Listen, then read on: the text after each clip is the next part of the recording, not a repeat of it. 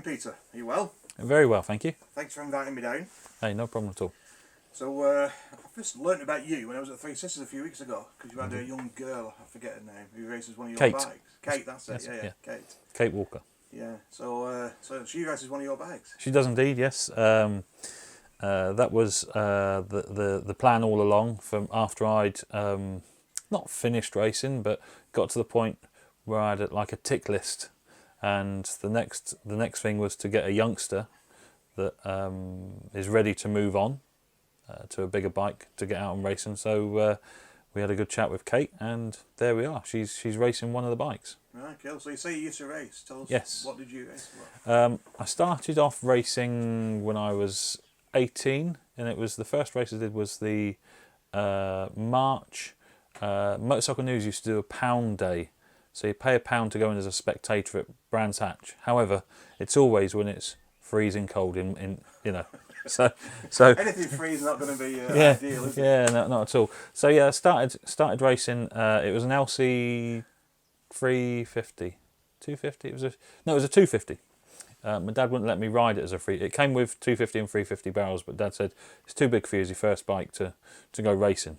So we went racing on the 250 at Brands Hatch. I remember I was that happy to be out racing as I was coming down from Paddock Hill Bend down into the dip, and I spotted where my dad was and our friends and so forth that had come up to watch, and I saw the video camera. So there's me waving. And when I came in, the chap Len Harfield is an old TT rider, and he was actually chief scrutineer for the TT. He was looking after me, showing me the ropes and that kind of thing. As I took my gloves off, he just took them from me and just hit me over the back of the head with them. He said, "Don't you ever take your hand off the clutch lever on a two-stroke." So I learnt the lesson very fast. So raced an LC, then progressed on to a TZ 350G. That was an animal of a bike, and then on to a TL1000R. So that being 1,000cc is going to be a super bike level, isn't it? Yeah, it was. It was a proper punchy, powerful bike, and the great the chap from Rob Wilshire Motorcycles that I bought the bike from. Tom his name was, lovely chap. He was a manager, well, the owner of the bike dealership, and he said, whatever you do tuning wise, and I probably shouldn't say this, but it's all old history now, we're talking 1998, he said, whatever you do tuning wise, he said, make sure you do it to bits you've bought from a breaker's yard. He said, so long as we've got stuff to send back under warranty. However, it never went bang. It was I don't think I probably pushed it hard enough, but yeah, riding one of those in 1998, it's a brand new bike. That was living the dream, Yeah, no problem. I'd love to be able to race of some kind. I've got a Civic EP1 sat on my drive. Right, yeah. And when this starts, hopefully paying me in about 19 years' time, Yeah. I'm hoping that'll still be there, not rotted away, and I can start doing some kind of racing. Well, you've got to start somewhere, and everyone's got it in them. I think just at what level you want to go and do it at. I mean, So. I've not got the cojones to get on one of these things. I just see them as a dangerous tool which belong on a track. Well, I used to, and now I'm letting someone else do it. Although the plan is, and I managed to get past the household management. We have a management committee of one. Right. I'm not on that committee. Yeah, you have the wife. However, I say that it sounds really bad. That she's actually really, really great. Very, very supportive of anything and everything I want to do. The race team is called Two Strokes Racing, and people say, well, you're on a 4-stroke bike, why are you called that? But I've had 2 strokes, and hence the name for the team. And so she was amazingly supportive, helping me get over all of that, for me to then say, I need to go racing again. Right. So you can see, you can understand. I've got a number one supporter there, and she's fab. So it's only a joke about being the committee, So to go on, the team, you mentioned Katie, and you had a lad as well? We've got a very young lad. He's 7 or 8. Joel over in Northern Ireland. Joel Hare. He's he's doing motocross, like schoolboy motocross, but in the Northern Ireland racing series, and he's showing some proper promise. He's going to be someone to look out for. So certainly get on board with Joel Hare, 46. He picked a good number, 46. A lot of the bikers would like to have that, but he's actually got that as his number. He's allowed to run with that number, so he's doing all right. So, the team, we are. There was a kind of a business plan. So I was lying on a beach in Greece after having my second stroke at the age of 43. Had the first one at 39, second one at 43, and I'm lying there and I'm thinking my life is kind of, gone down the toilet because I had 2 strokes. Well, the next thing is are we dead? And that's it. However, lying there and I'm thinking, hang on a minute, I need a bit of focus in my life.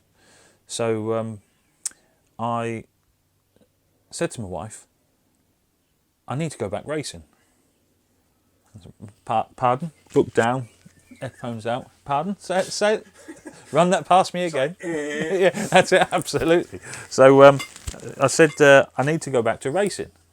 I said, I need some focus, so I fancy doing that. Do you mind?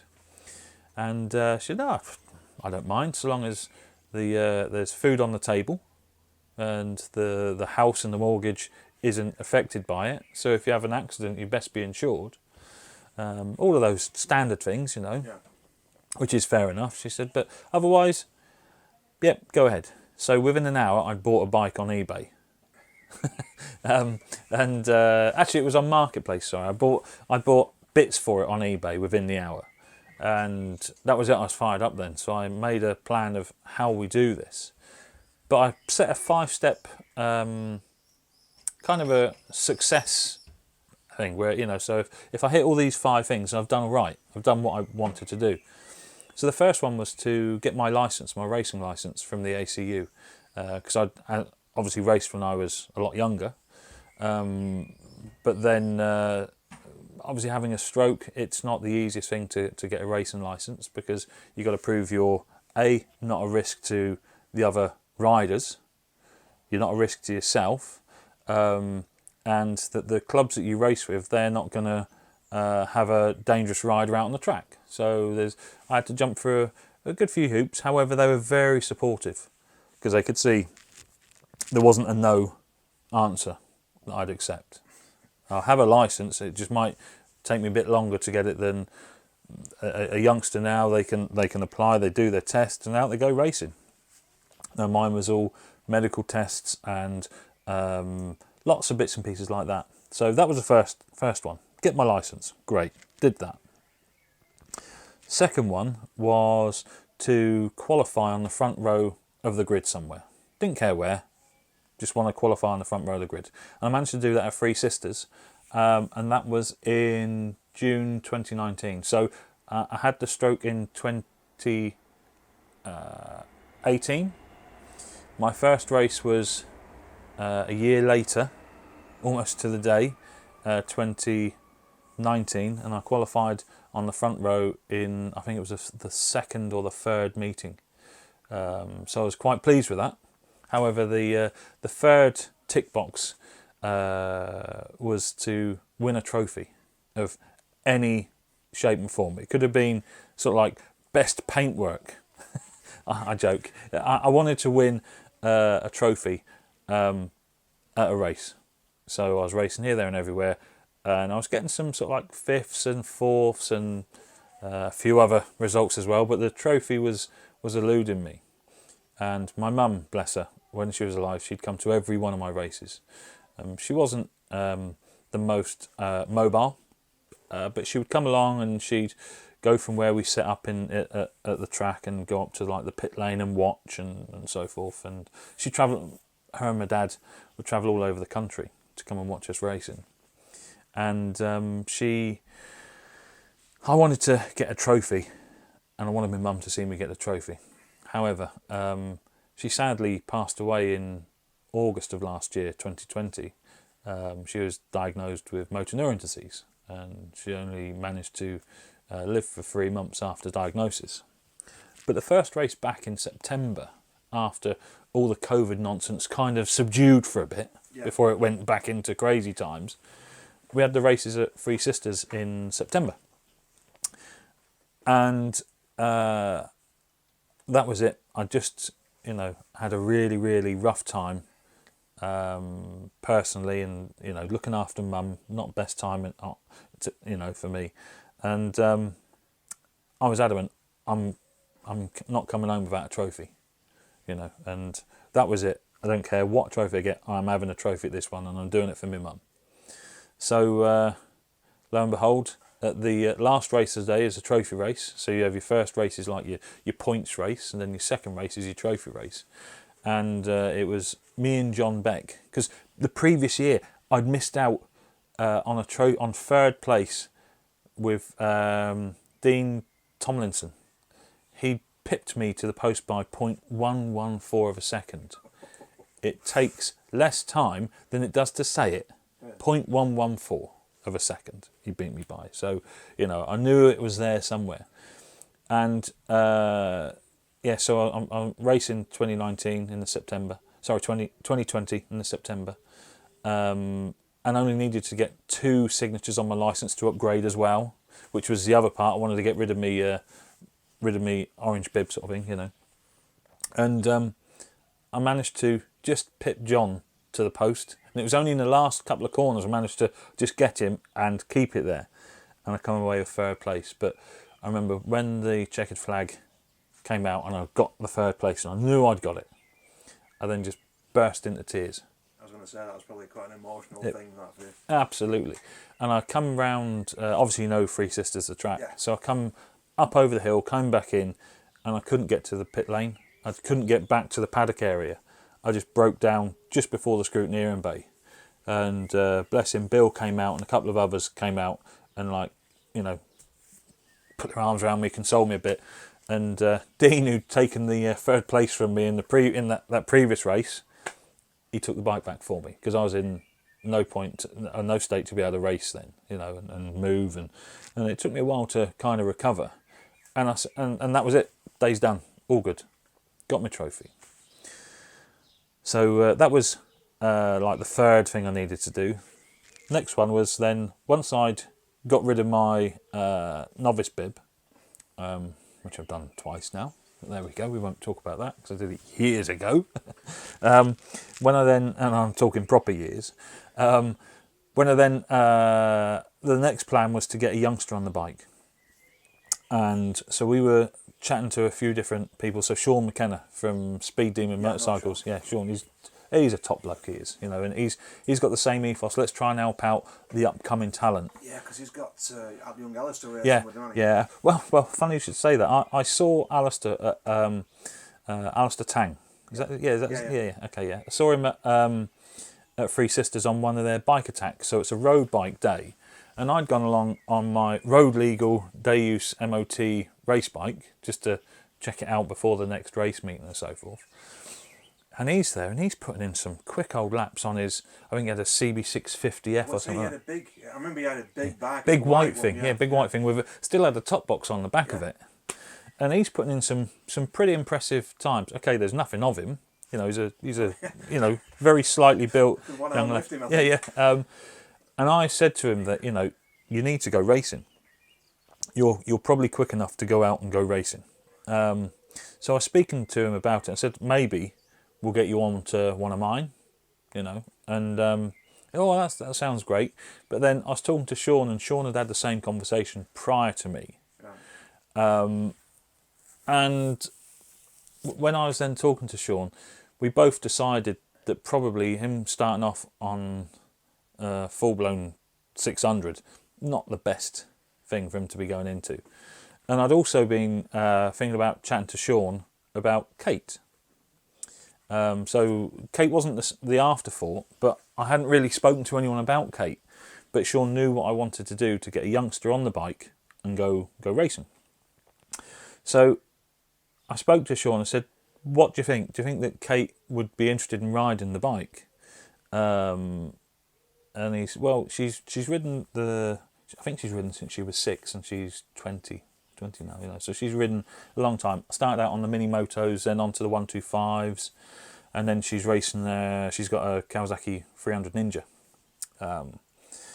and he said, "Well, I think she's kind of ready to go up to the 600." So we went and had a chat, and I said, "Would you like to come over and have a look at the bike? And if you're interested, we'll support you next year, being 2021, on the bike, and we'll supply everything. So tyres at every round, fresh set of tyres every round, and she won't have to touch the bike maintenance wise. I'll do all of that because they're kind of my babies. So I want to, you know, I want to just work on them myself. Quite greedy like that, you know." And we would supply the whole setup because we've got some good sponsors behind us. Yeah, so with the sponsors we've got, like the tyres, MRB Transport, Wayne, old friend of mine from school, always knocking around with us. He come on board and is sponsoring us with the tyres. We've had Delkovic Exhausts. They've come on board with obviously exhaust systems for the bike, which is fab. P3 Tuning, they're in Liverpool. They've got a dyno, but how we do that work is they will run the bike up for me, and I'll then do the works, and then they'll run the bike up again, and I'll do whatever's required, tuning the jetting and so forth. But all the while we're using Sealy tools, and so they've come on board to help out, and it's quite amazing to have a top brand like Sealy helping us out, you know. And then it's all the smaller. I don't mean that in the wrong way when I say the small ones, but less commitment because of financial constraints, I guess. But people like Oberon Performance, they do bespoke anodised aluminium stuff, so keyless petrol caps and preload adjusters for the front forks and the brake guard, all that kind of stuff. And good friend John Abram, he helps out with the fuel, and we just recently taken back on Crosby Mortgage Solutions, Kevin and Elaine, and they help out with a bit of financial support as and when they can, and we need it, and yeah, it all works well. But the engine that we're running now, that was quite heavily worked on, and one of my sponsors, High Level Enterprises, you won't really know them, but you've definitely bought from them if you ride a bike, because they supply all the consumables that all the bike dealerships use. So oils and chains and so forth. There's one or two companies like it, and they're probably the leading supplier of all the consumables. So we've done all right grabbing sponsors here and there and everywhere, but we just need to hopefully grab the big ones to help Kate get into the big leagues. So yeah, that's the sponsors for you.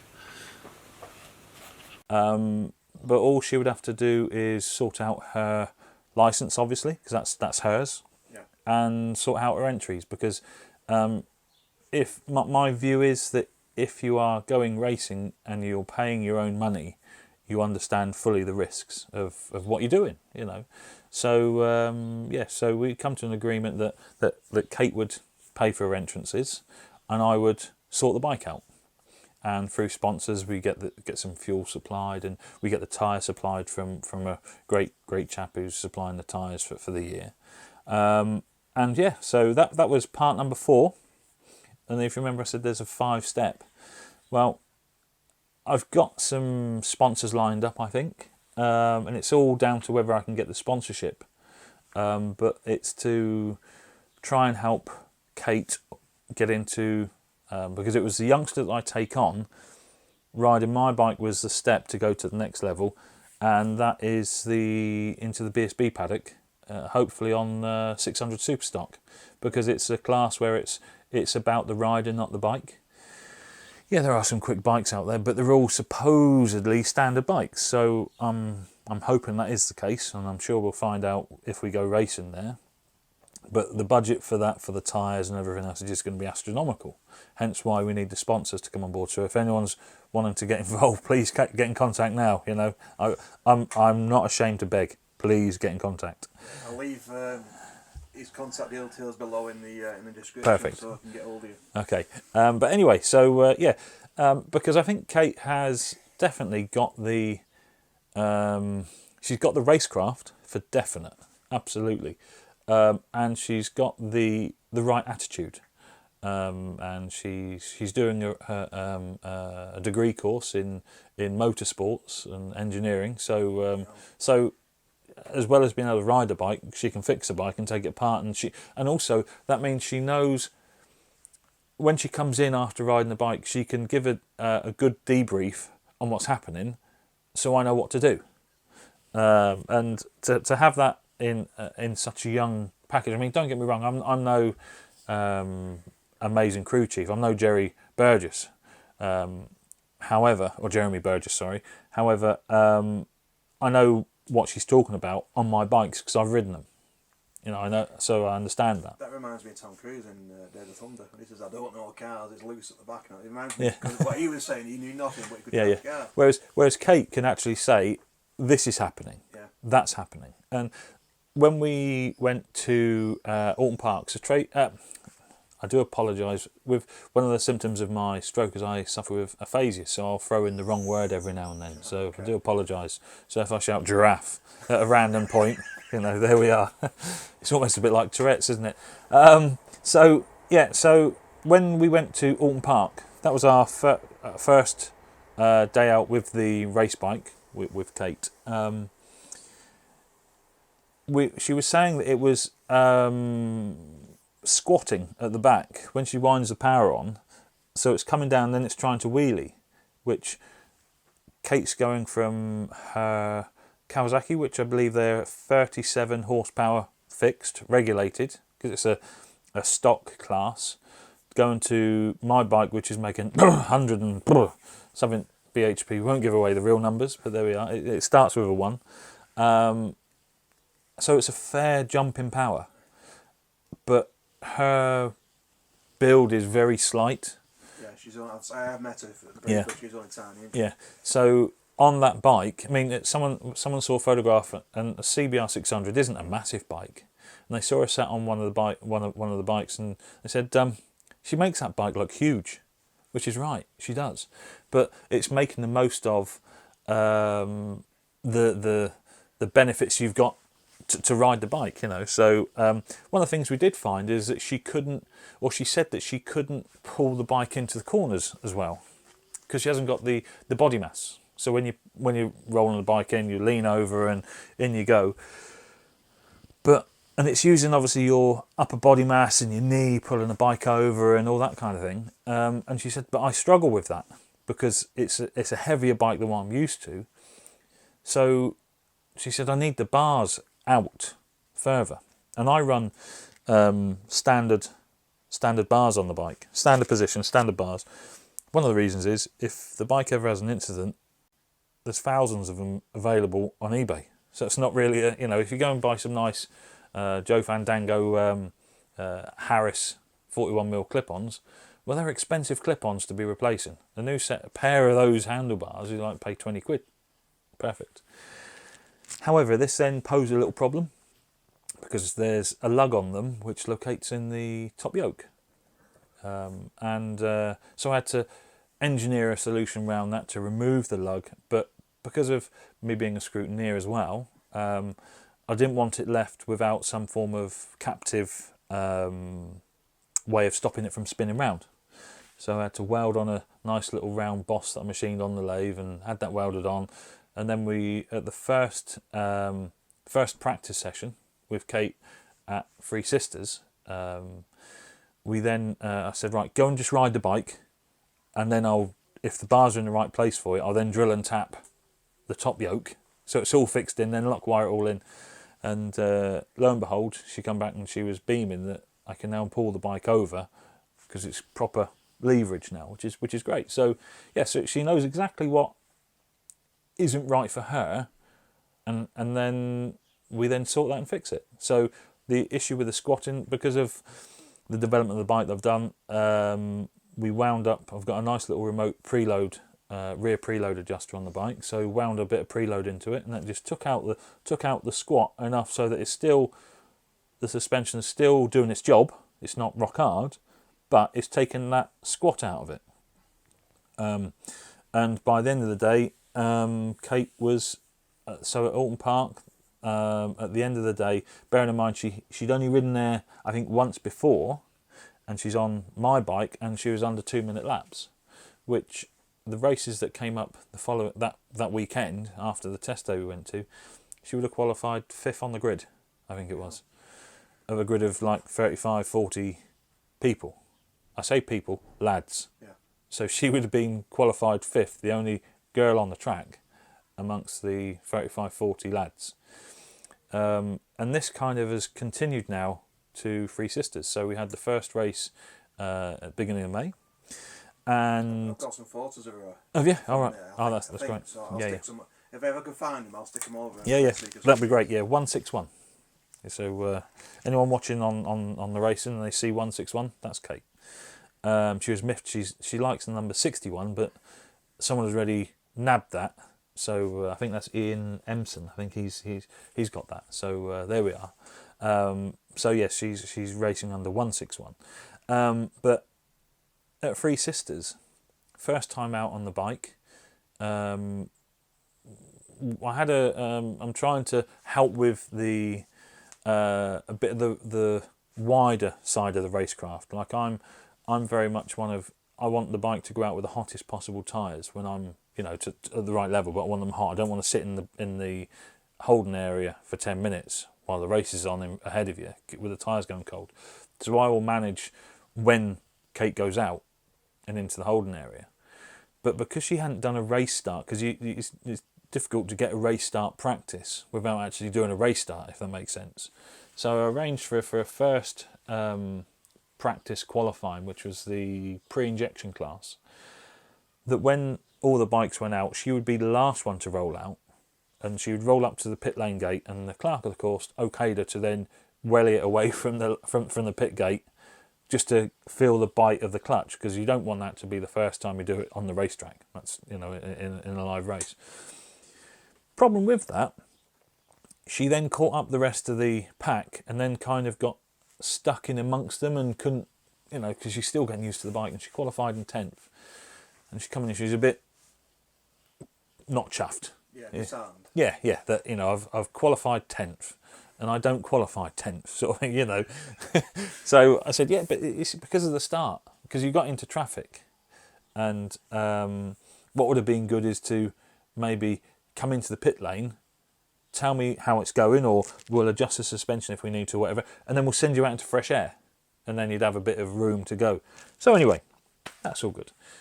The following qualifying session, which is the steel frame class, which the CBR 600 is almost basically a CBR class. I said to Kate, right, when you go in, we'll get you up the front and you get going. She qualified 4th. So the first time out on the bike, qualified 4th. We had a little issue with the first race, and it's only through trial and error and a bit of experimenting, we found that when she was, because she's again very slightly built, so she has to have one leg on the foot peg and one leg on the floor. She can't have both feet on the floor on the bike. It's physically impossible for her, I think. But in doing so, as she was sliding the left leg down to put onto the floor, she turned the fuel tap off. So she lined up for her first race, which was the pre-injection race 1. And so she's in 10th place, lines up, goes around, does the warm-up lap, and the bike dies. And that's it. If you can't get it fixed quick enough, you know what? I think I remember seeing her do that. Yeah. And they pulled it off to the side. Yeah. And I'm thinking it's the bike has never, ever failed me. Hasn't happened. So it's going to be something dead simple.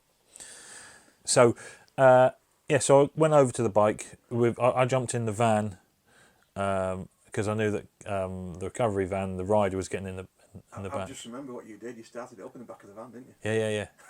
Yeah. So I got in the back of the van. Kate's got in the front, and I started the bike up with the door shut. And there we go, fixed. I remember that. I was stood at the side of the start line. It just whoa. Yeah. Who's that?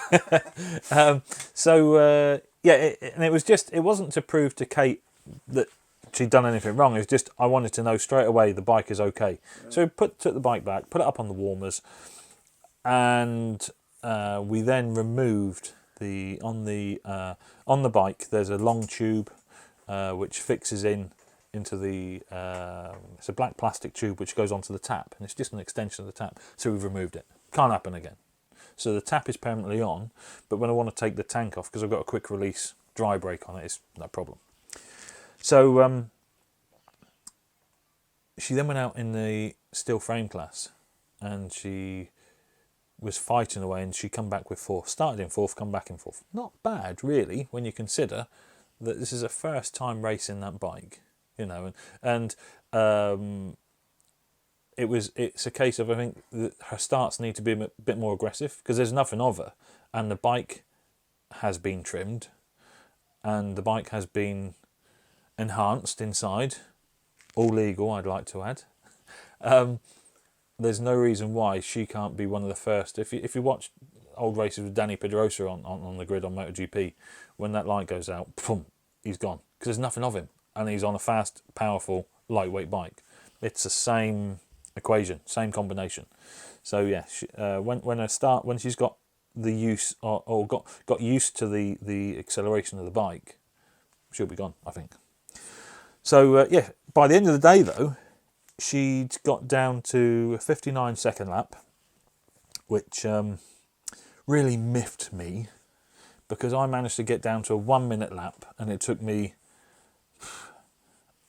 all of my comeback to racing to get down to a 1 minute lap in the first day's race, and she beat it. I suppose she's got a better power to weight ratio, hasn't she? Yeah. We'll call it that. It's just the power to weight ratio. It's nothing about experience, knowledge, ability, and so forth. You know.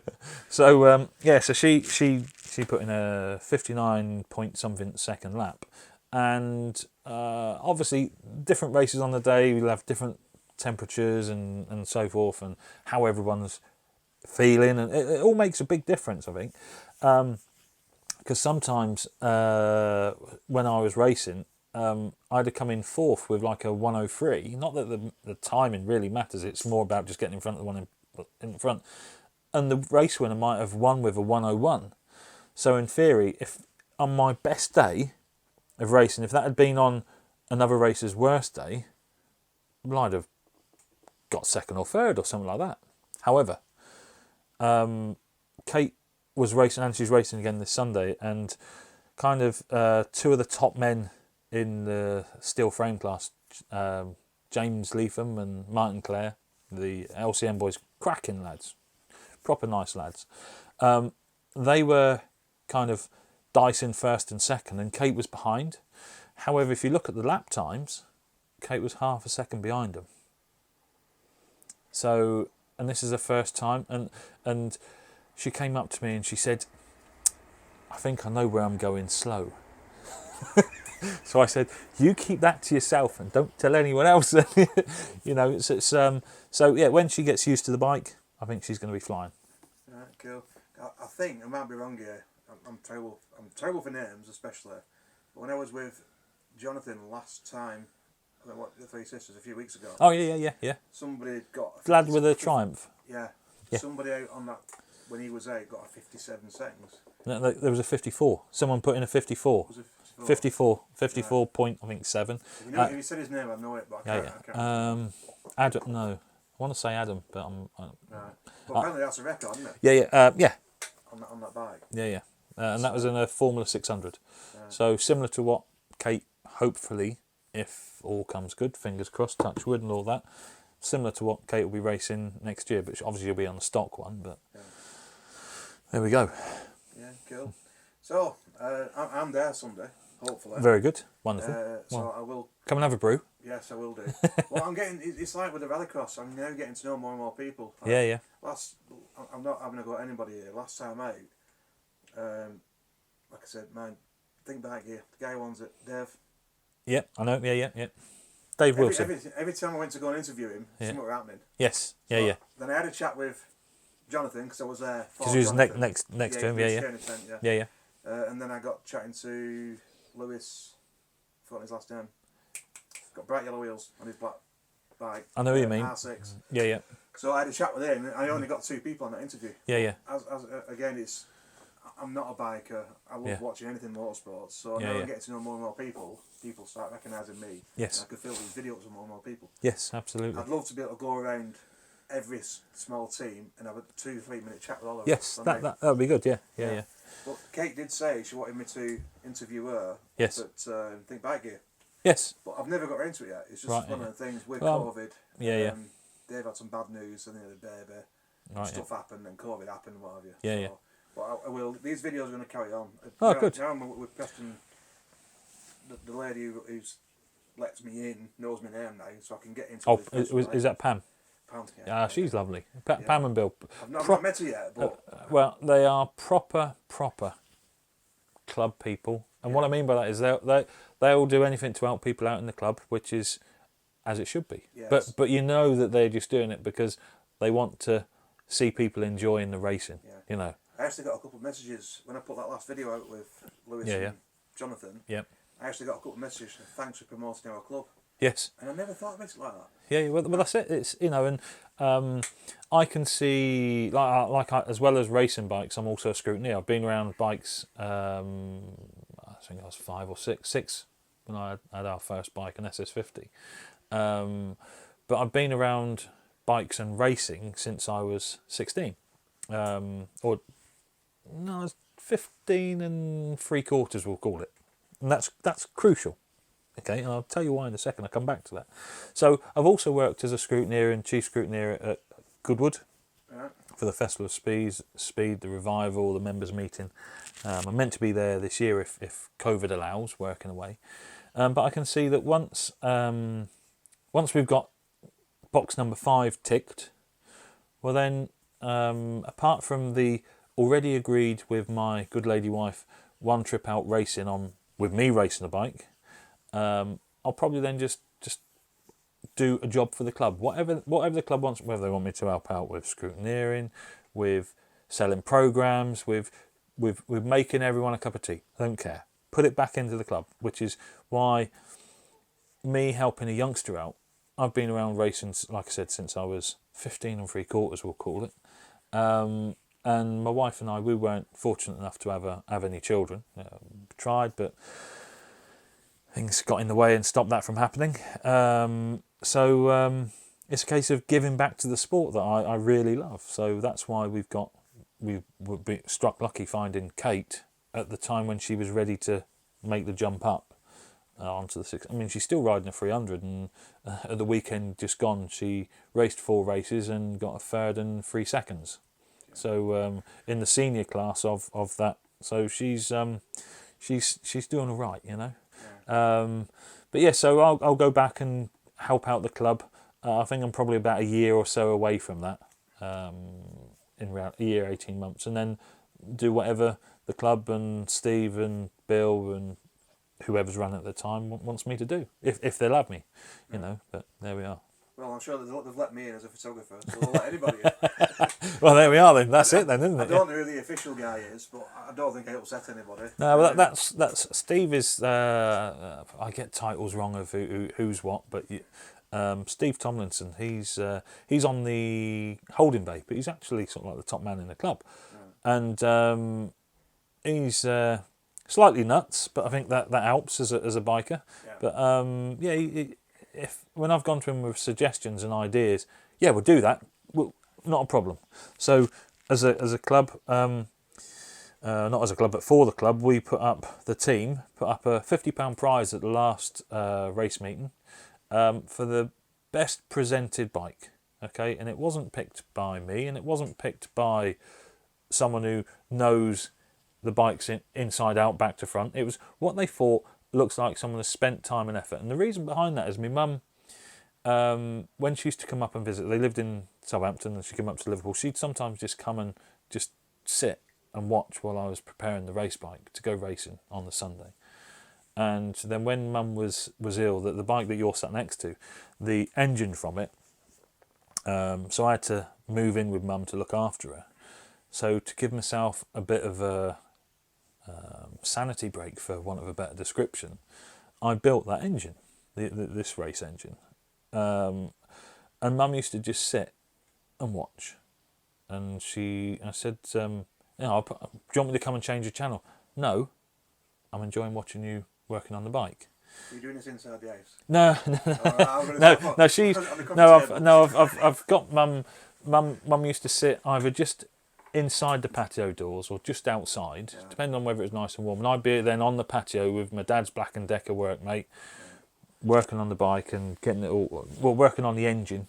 I only took the engine down and tuned that and built it. So yeah, Mum used to really like just watching. So I thought, well, let's honour my mum. So in Mum's memory, we had the best presented bike. So we paid 50 quid. And the chap that won it, we sent one of the marshals round with my wife. After the scrutineers had picked out sort of like a dozen or so bikes that they thought, these are nice, these are right. And then they went round during like the in the break between racing and qualifying and so forth. And I had a look at them all, had a chat with the riders, and they found a 50cc Honda.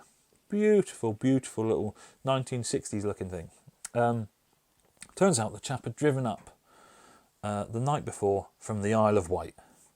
Okay, that's dedication to racing, isn't it? So he'd driven up, he'd gone racing, and he had 2 or 3 bikes there. He'd stayed in his van, and he was driving home. And he said, you know, that 50 quid, that's paid my petrol.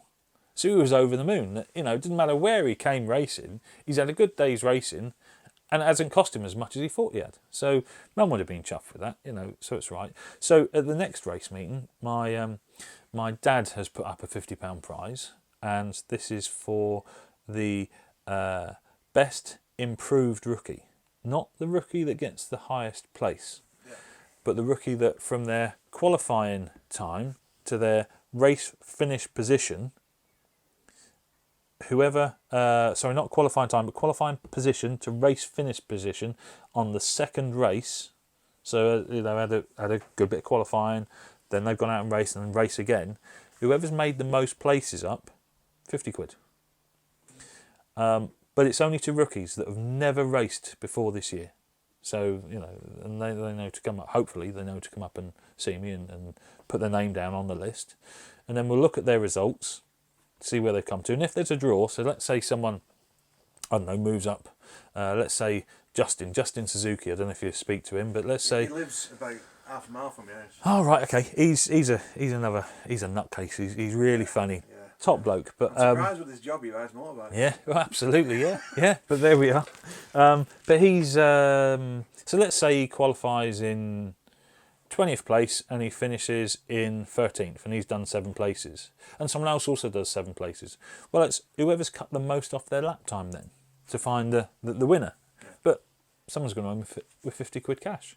It's worth doing. And it's also helping the rookies because they're the ones that really, really need a bit of a shove and a bit of help. Because I can remember when we used to go racing back in 1993, we had my mum's Escort Mark III, 1.3 L, so it wasn't even any more than a lovely, 1.3 lovely, as we used to call it. And my mum, it was still quite a new car. And unless it went in the boot, it didn't go racing. So there's no spare wheels, there's no boxes of spares, there's one of them little concertina toolboxes with a load of stuff that is no use to man or beast. Yeah. There's a couple of jerry cans and there's my levers and my helmet and my boots and all that, all in the boot. Nothing in the car. This is Mum's pride and joy, goes to work in it and so with the trailer behind. Whereas now we turn up, okay, our van, if anyone sees our van, it looks like the clampets are turned up. But the amount of stuff we cart around now for racing is unbelievable. But it's what's required now. You know, we're trying to put on a professional image so that the sponsors do come on board and go, well, if they're doing this already at club level, what are they going to be able to present at BSB level? Yeah. So that's the hopeful dream. When Kate gets into BSB, don't forget me.